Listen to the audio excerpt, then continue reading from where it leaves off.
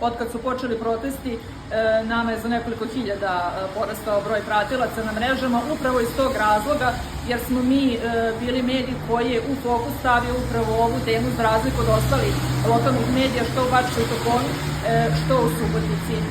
Ujedno, ono što se možda sad više prepoznaje jeste ta polarizacija, odnosno podela ljudi i medija na one koji prate, odnosno kada je reč o građanima, podržavaju blokade i proteste, i one koji nisu na toj strani. Ta situacija je praktično ista kao i u svim sredinama gde negde smo došli do zaključka većinsko stanovništvo mađarsko, odnosno gde je Savez vojvođanskih Mađara na vlasti i gde je, što smo i sa kolegama negde zaključili koji rade u takvim sredinama, glavna diskriminacija i, mogu da kažem, ignorisanje novinara koji pitaju.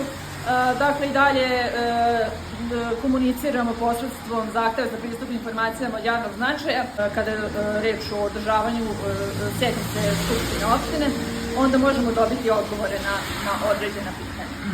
Ali i dalje nemamo pozivanje, na primjer, na pres konferencije ili dešavanja, odnosno i dalje nismo na njihovoj mailing listi.